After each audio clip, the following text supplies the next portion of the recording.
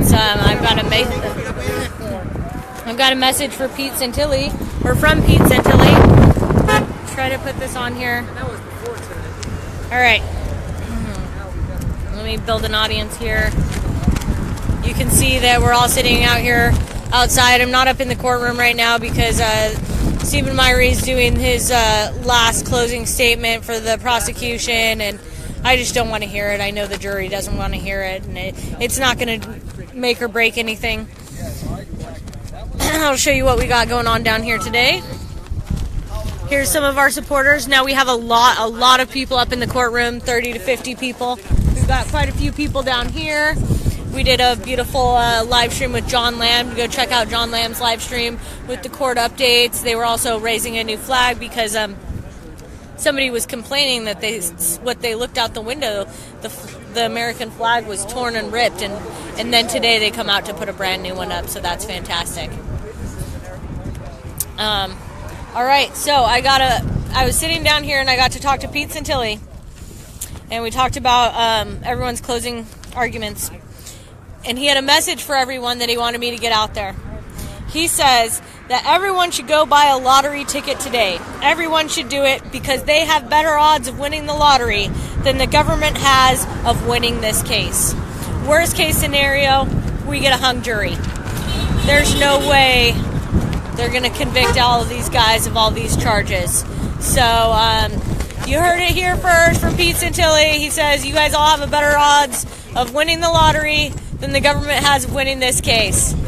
Hopefully I'll have good news. The verdict, or the jury, will go into deliberation later today, and it's just a waiting game from there. So I will keep everyone updated as I get anything and I know anything. One more look at everyone. Whoa!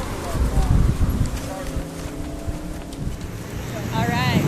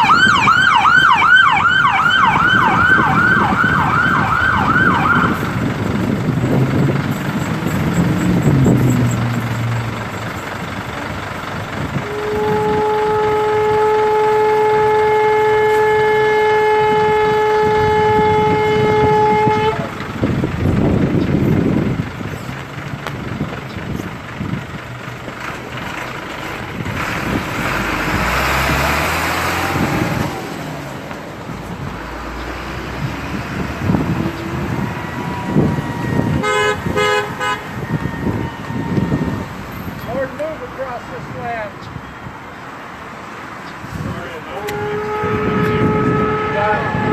Are you ready?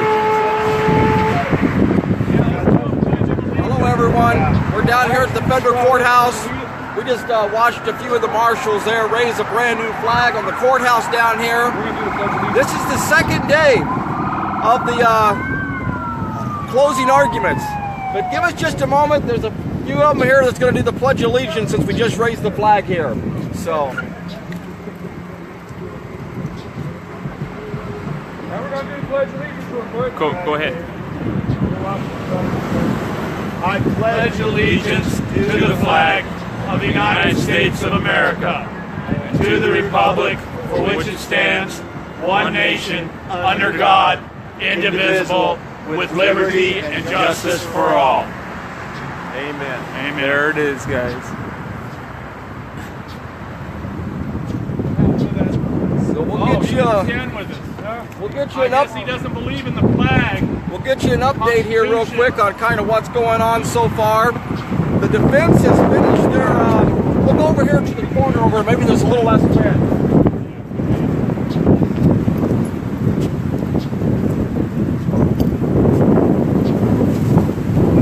Try to get over here in the corner. Maybe there's less wind over here. I'm not for sure. Hopefully everybody can hear us okay. We had 3 more defendants, their lawyers go up and do closing arguments. We had, so we're finished now. The prosecution's up there right now finishing up with closing arguments. And then today, both sides should totally rest and the jurors should get this case. We are hoping and praying that the jurors actually start deliberating even as early as today, but we don't know that just yet. But Mr. Jackson, Greg Burleson's attorney, he gave closing arguments. Ricky Loveland's attorney, Perez, gave closing arguments. And the very last one was Scott Drexler's attorney, Todd Leventhal. Todd Leventhal. And he gave an awesome closing arguments. The best closing arguments, I almost feel, of all of it so far. It really wrapped this whole case up today. I was in there for most of this closing arguments. He got to play the video again, and he played it just perfectly. The video of Margaret Houston being thrown to the ground. He got to explain it in these closing arguments. Dave Bundy's arrest, Ammon Bundy being tased. All these things got brought up. The snipers up on the hill. All this got introduced. It was a fight that we've been trying to fight all along. And it got introduced today. Got a few objections while I was in there. The prosecutors tried to object to a few of the things that he was talking about, but all of that got introduced. He even asked, where is Dan Love? Dan Love hasn't been here in this trial. He was the one person that was part of the indictment that testified between the two of the grand jurors. We did not get his testimony in here, and that was crucial. And so that was some of the stuff we got missed. One thing, and I don't know if I wrote it down exactly right, but Todd Leventhal said, you will never know what hunger is, or you will never know what poverty is unless you don't have it. It's the same thing with the Constitution. He said, your First Amendment right. Unless you need it or don't have it, you will never know what it's like to be without it. And I thought that was a pretty powerful statement from him, and he got objected to it, but that's what he said to the jurors. I'll let Andrea give you some more detailed updates here. We can actually turn that around out here. Okay, so when Perez was arguing for Ricky Loveland, he used the Where's Waldo approach, because he said, you know, there's FBI agents that say they spent thousands of hours looking through all of these pictures and they found a whole 8 photos of Ricky Loveland. He was never seen assaulting anyone, and no threats were made. He was running, what did he say? He was named a co-conspirator for running security for the Bundys. He had lots of things on Facebook, but it was mostly reposts. They went about talking about a person that posted to him about wanting to get into the militia, and what did he say? He said the entire part of the militia going to Nevada was to prevent violence and not to start it. That was a quote from his own Facebook that was brought in. He never pointed a weapon. They brought up the dots that they did, and they proved that Ricky Loveland wasn't actually on the bridge until 2:45, and so he actually wasn't there at that time. He quoted Parker. Parker says, "We jumped into a truck of a guy we didn't know," saying that none of these people knew each other. And then they talked about, because Ricky shared MOA's Operation Mutual Aid posts, and he said he was just trying to share messages and get people in contact with people who were organizing, I guess. He never said, "Grab your gun, go and let's go fight the feds." He shared the Bundys need help in Nevada. So that wasn't his Facebook words. He shared Ryan Page messages saying, "Here is the person to contact." So that's basically why he was sharing the MOA's post. Then we go into Jackson, got up and did the same thing for Burleson. He talked about how Longbow offered him alcohol, and that they were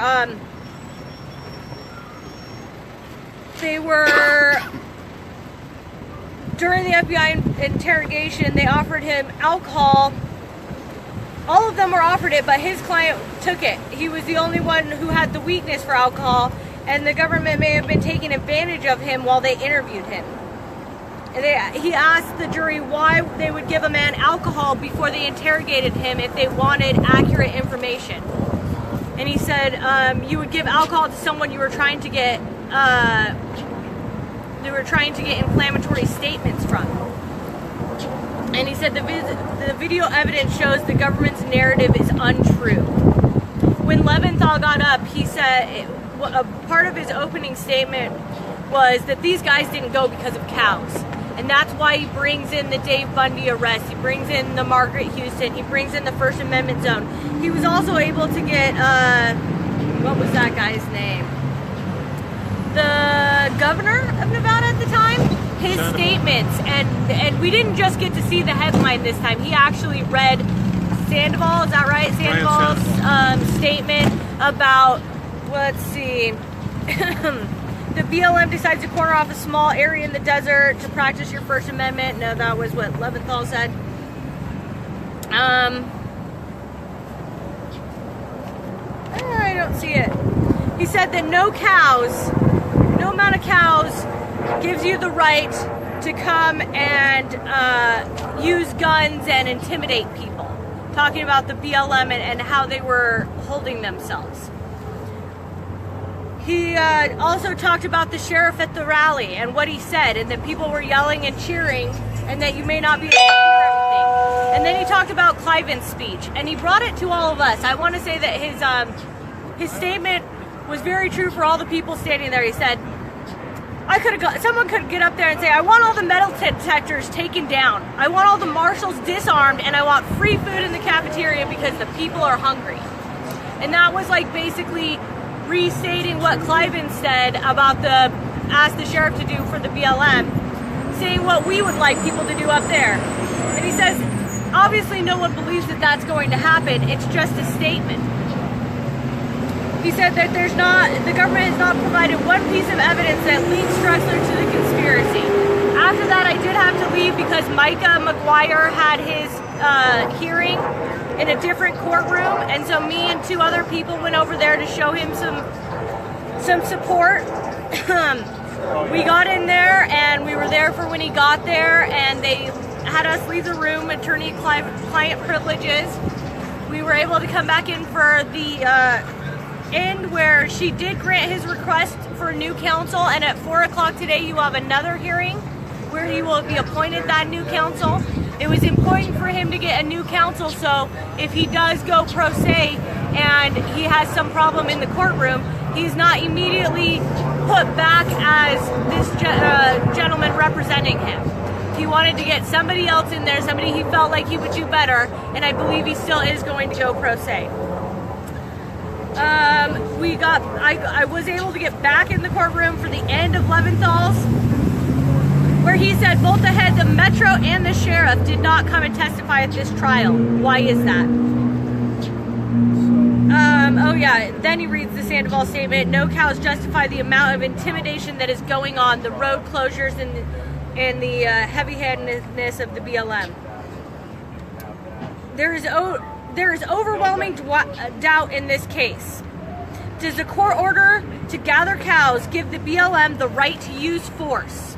And he ended his with, my dad used to say, if you don't stand for something, you will fall for anything. And he looks at the jurors and he says, don't fall for this. And he points at the prosecution. And that's how he ended his closing argument. So overall, I think the defense team did very, very well. But what we have here is we still have these jurors that are fixing to go up there. And what we need from you all right now is the prayers.